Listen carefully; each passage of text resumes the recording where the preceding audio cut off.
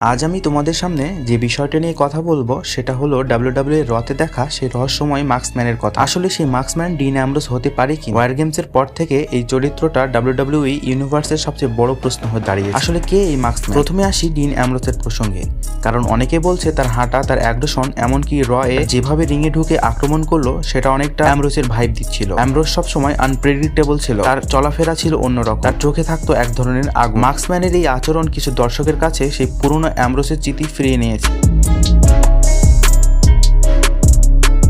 কিন্তু এখন প্রশ্ন হলো, সে সত্যি কি অ্যামব্রোস? এটা হওয়ার কি সম্ভাবনা রয়েছে? চলো দেখা যাক। প্রথম কারণ হলো বডি স্ট্রাকচার।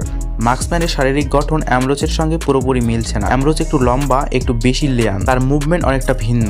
যে ফুটেজগুলো আজ রতে দেখা গেল সেখানে মার্কস এর বডি শেপ অ্যামব্রোসের থেকে একটু আলাদা। দ্বিতীয় কারণ কন্ট্রাক্ট ইস্যু। ডিন অ্যামব্রোস বর্তমানে AEW তে আছে এবং তার WWE তে ফেরা নিয়ে বড় রিপোর্ট নেই। অ্যামব্রোসের মতো রিটার্ন হলে সাধারণত কিছু না কিছু ভেতরের খবর বেরিয়ে আসে, কিন্তু এখন পর্যন্ত বিশ্বাসযোগ্য কোনো লিঙ্ক নেই। এই কারণে অ্যামব্রোস হওয়ার সম্ভাবনা অনেকটাই কমে গেছে। তৃতীয় কারণ হলো ফ্যান থিওরি বনাম রিয়াল রিপোর্টার। অনেক ফ্যান অ্যামব্রোসের নাম তুললেও বেশিরভাগ রিয়াল রিপোর্টার্স বলছে মার্কসম্যান আসলে অস্টিন থিওরি হতে পারে। থিওরি অনেক মাস ধরে অফ স্ক্রিনে, আর তার হাইট এবং বডি শেপ এই রহস্যময় ব্যক্তির সাথে অনেক বেশি ম্যাচ করে। যদিও WWE এখনো অফিসিয়াল কোনো কিছু কনফার্ম করছে না, তবে সবচেয়ে লজিক্যাল অনুমান থিওরির দিকে যাচ্ছে।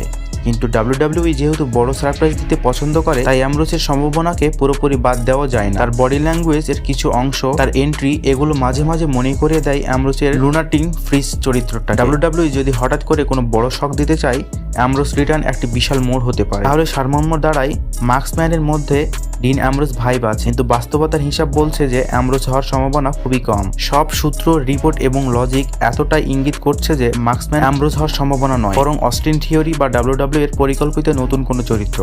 তবে WWE যেভাবে মুখোশধারীর আড়ালে পরিচয় লুকিয়ে গল্প এগিয়ে নিয়ে যাচ্ছে, এটাই স্পষ্ট সামনে খুব বড় একটা স্টোরি লাইন আসছে। সে ডিন অ্যামব্রোস হোক বা থিওরি, এই চরিত্রে WWE এর রয়ে অনেক বড় ঝড় তুলতে যাচ্ছে। তোমার কি মনে হয়, মার্কসম্যান কি সত্যি সত্যি ডিন অ্যামব্রোস হতে পারে, নাকি WWE এর নতুন তৈরি করা কোনো বড় রহস্য? কমেন্টসে জানাও তোমার মত। আর ভিডিও ভালো লাগলে চ্যানেলটি অবশ্যই সাবস্ক্রাইব করো।